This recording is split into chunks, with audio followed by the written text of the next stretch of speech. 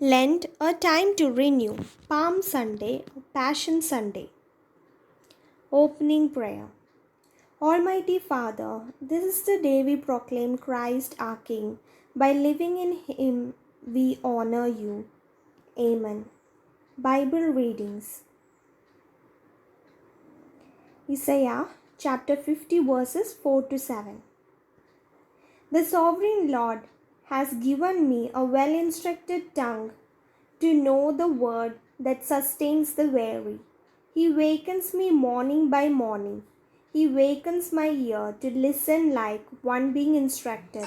The sovereign Lord has opened my ears. I have not been rebellious. I have not turned away. I offer my back to those who beat me, my cheeks to those who pulled out my beard. I did not hide my face from mocking and spitting, because the sovereign Lord helps me. I will not be disgraced. Therefore, I have set my face like flint, and I know I will not be put to shame. Philippians chapter 2 verses 6 to 11.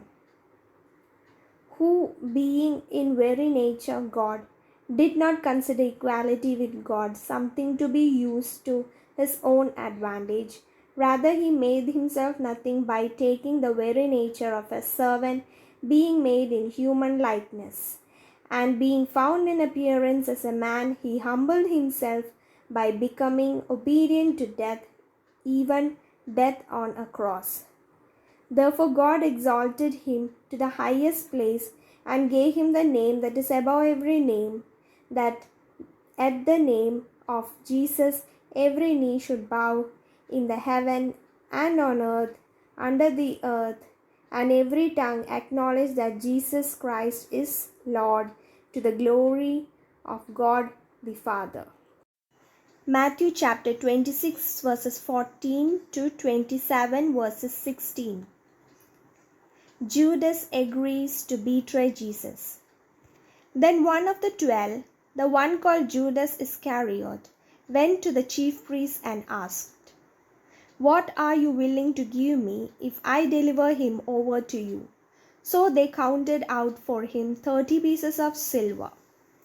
From then on, Judas watched for an opportunity to hand him over. The Last Supper. On the first day of the festival of unleavened bread, the disciples came to Jesus and asked, "Where do you want us to make preparations for you to eat the Passover?"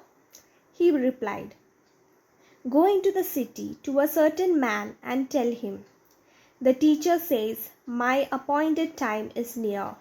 I am going to celebrate the Passover with my disciples at your house.'" So the disciples did as Jesus had directed them and prepared the Passover. When the evening came, Jesus was reclining at the table with the 12. And while they were eating, he said, "Truly I tell you, one of you will betray me." They were very sad and began to say to him one after the other, "Surely you don't mean me, Lord." Jesus replied, "The one who has dipped his hand into the bowl with me will betray me. The Son of Man will go just as it is written about him. But woe to that man who betrays the Son of Man. It would be better for him if he had not been born." Then Judas, the one who would betray him, said, "Surely you don't mean me, Rabbi?" Jesus answered, "You have said so." While they were eating, Jesus took bread, and when he had given thanks, he broke it and gave to his disciples, saying, "Take and eat. This is my body." Then he took a cup, and when he had given thanks, he gave it to them, saying, "Drink from it, all of you. This is my bread of the covenant, which is poured out for many for the forgiveness of sins. I tell you, I will not drink from this fruit of the vine from now on until that day when I drink it new with you in my Father's kingdom." When they had sung a hymn, they went out to the Mount of Olives. Jesus predicts Peter's denial. Then Jesus told them, "This very night you will all fall away on account of me, for it is written, I will strike the shepherd, and the sheep of the flock will be scattered. But after I have risen, I will go ahead of you into Galilee." Peter replied, "Even if all fall away on account of you, I never will." "Truly I tell you," Jesus answered, "this very night before the rooster crows, you will disown me 3 times." But Peter declared, "Even if I have to die with you, I will never disown you." And all the other disciples said the same. Gethsemane. Then Jesus went with his disciples to a place called Gethsemane. And he said to them, "Sit here while I go over there and pray." He took Peter and the 2 sons of Zebedee along with him, and he began to be sorrowful and troubled. Then he said to them, "My soul is overwhelmed with sorrow to the point of death. Stay here and keep watch with me."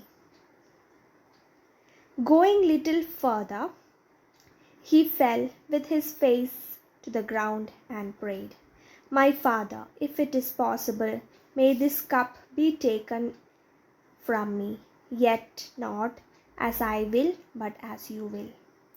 Then he returned to his disciples and found them sleeping. "Couldn't you men keep watch with me for 1 hour?" he asked Peter. "Watch and pray so that you will not fall into temptation. The spirit is willing, but the flesh is weak."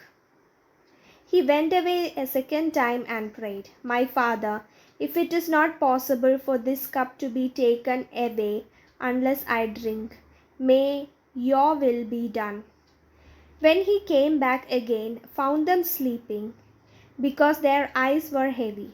So he left them and went away once more and prayed the 3rd time, saying the same thing.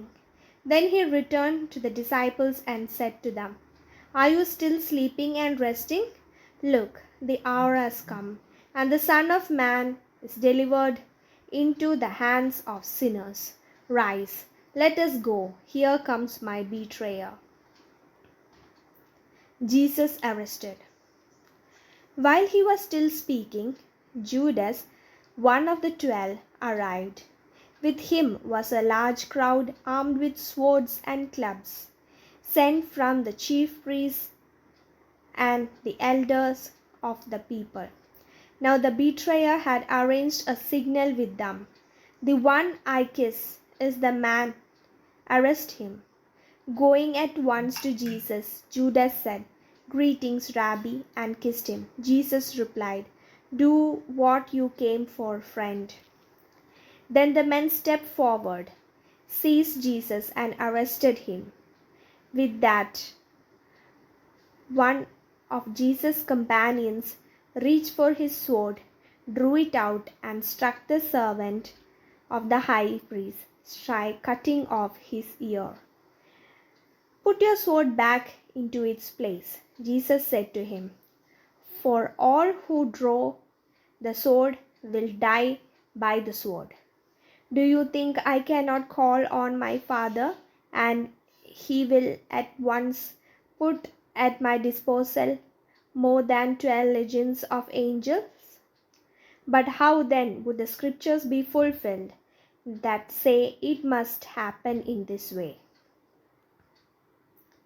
In that hour Jesus said to the crowd, "Am I leading a rebellion that you have come out with swords and clubs to capture me? Every day I sat in the temple courts teaching, and you did not arrest me. But this has all taken place that the writings of the prophets might be fulfilled."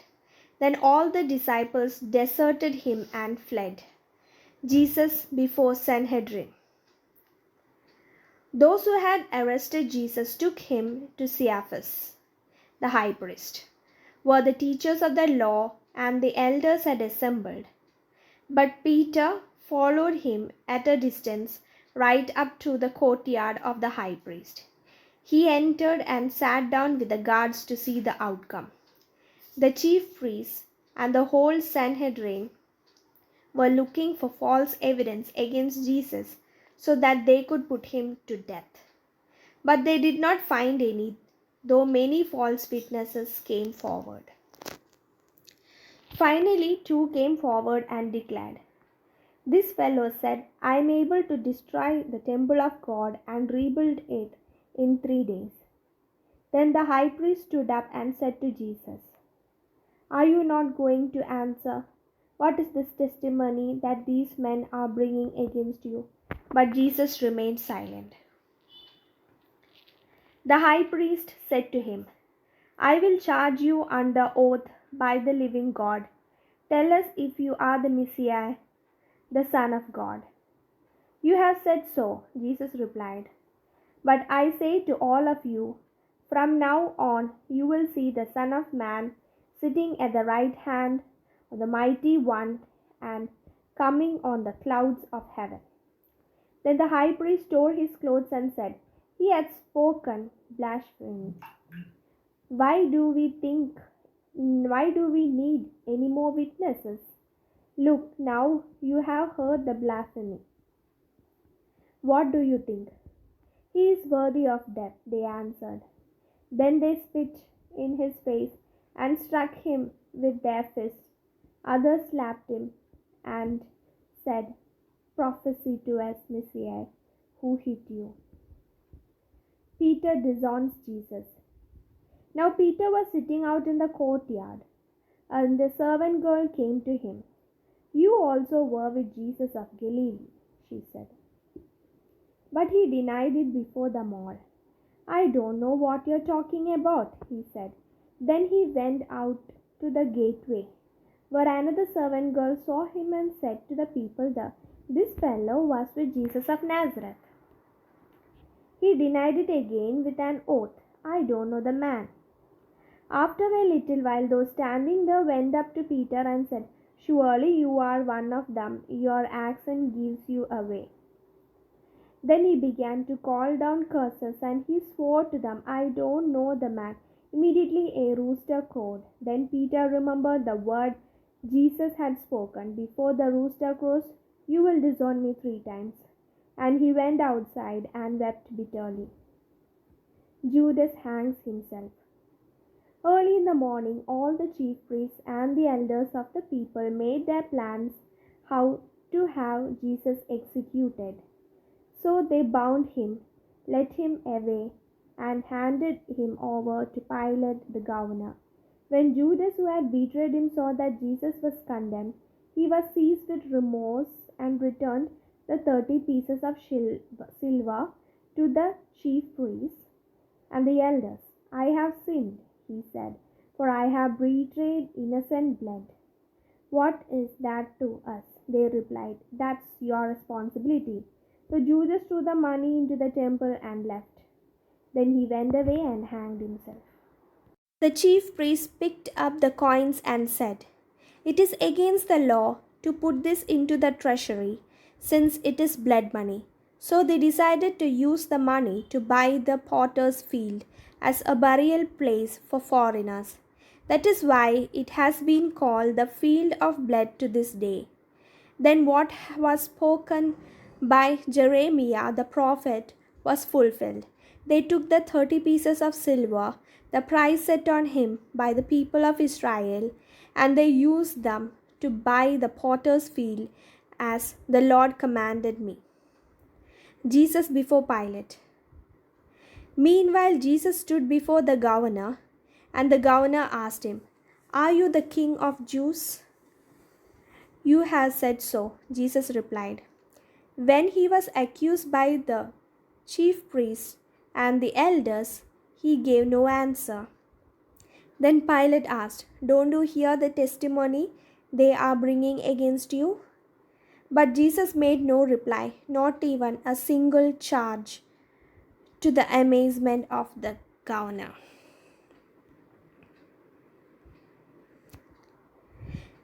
Now it was the governor's custom at the festival to release a prisoner chosen by the crowd. At that time, they had a well known prisoner whose name was Jesus Barabbas. So, when the crowd had gathered, Pilate asked them, "Which one do you want me to release to you, Jesus Barabbas or Jesus who is called the Messiah?" For he knew it was out of self interest that they had handed Jesus over to him. While Pilate was sitting on the judge's seat, his wife sent him this message: "Don't have anything to do with that innocent man, for I have suffered a great deal today in a dream because of him." But the chief priests and the elders persuaded the crowd to ask for Barabbas and to have Jesus executed. "Which of the two do you want me to release to you?" asked the governor. "Barabbas," they answered. "What shall I do then with Jesus, who is called the Messiah?" Pilate asked. They all answered, "Crucify him." "Why, what crime has he committed?" asked Pilate. But they shouted all the louder, "Crucify him." When Pilate saw that he was getting nowhere, but that instead of an uproar was starting, he took water and washed his hands in front of the crowd. "I am innocent of this man's blood," he said. "It is your responsibility." All the people answered, "His blood is on us and on our children." Then he released Barabbas to them. But he had Jesus flogged and handed him over to be crucified. The soldiers mocked Jesus. Then the governor's soldiers took Jesus into the praetorium and gathered the whole company, the soldiers, around him. They stripped him and put a scarlet robe on him, and they twisted together a crown of thorns and set it on his head. They put a staff in his right hand. Then they knelt in front of him and mocked him. "Hail, King of the Jews," they said. They spit on him and took the staff and struck him on the head again and again. After they had mocked him, they took off the robe and put his own clothes on him. Then they led him away to crucify him. The crucifixion of Jesus. As they were going out, they met a man from Cyrene called Simon, and they forced him to carry the cross. They came to a place called Golgotha. There they offered Jesus wine to drink mixed with gall, but after tasting it, he refused to drink it. When they had crucified him, they divided up his clothes by casting lots, and sitting down, they kept watch over him there. Above his head, they placed the writing charge against him: "This is Jesus, the King of the Jews." Two rebels were crucified with him, one on his right and one on his left. Those who passed by hurled insults at him, shaking their heads and saying, "You who are going to destroy the temple and build it in 3 days, save yourself. Come down from the cross if you are the Son of God." In the same way, the chief priests, the teachers of the law, and the elders mocked him. "He saved others," they said, "but he can't save himself. He is the King of Israel. Let him come down now from the cross, and we will believe in him. He trusts in God. Let God rescue him now if he wants him, for he said, 'I am the Son of God.'" In the same way, the rebels who were crucified with him also heaped insults on him. The death of Jesus. From noon until 3 in the afternoon, darkness came over all the land. About 3 in the afternoon, Jesus cried out in loud voice, "Eli, Eli, lema sabachthani, which means, my God, why have you forsaken me?" When some of those standing there heard this, they said, "He is calling Elijah." Immediately one of them ran and got a sponge. He filled it with wine vinegar, put it on a staff, and offered it to Jesus to drink. The rest said, "Now leave him alone.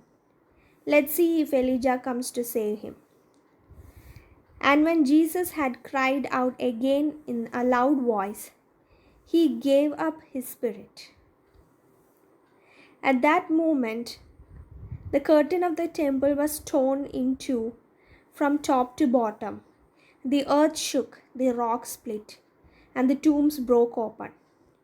The bodies of many holy people who had died were raised to life. They came out of the tombs after Jesus' resurrection and went into the holy city and appeared to many people. When the centurion and those with him who were guarding Jesus saw the earthquake and all that had happened, they were terrified and exclaimed, "Surely he was the Son of God." Many women were there watching from a distance. They had followed Jesus from Galilee to take care of his needs. Among them were Mary Magdalene, Mary the mother of James and Joseph, the mother of Zebedee's sons. The burial of Jesus.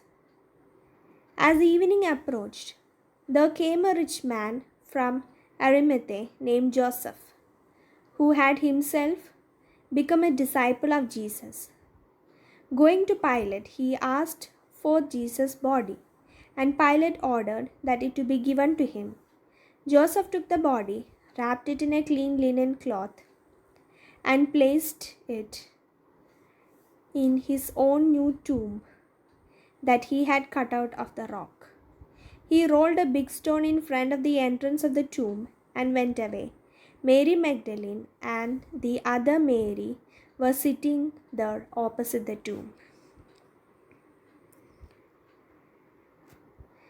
The guard at the tomb. The next day, the one after preparation day, the chief priests and the Pharisees went to Pilate. "Sir," they said, "we remember that while he was still alive, the deceiver said, 'After 3 days I will rise again.' So give the order for the tomb to be made secure until the 3rd day. Otherwise, his disciples may come and steal the body and tell the people that he has been risen from the dead. His last deception will be worse than the first." "Take a guard," Pilate answered. "Go make the tomb as secure as you know how." So they went and made the tomb secure by putting a seal on the tomb and posting the guard. Meditation. How can I improve my attitude towards my poor brothers and sisters? Closing prayer.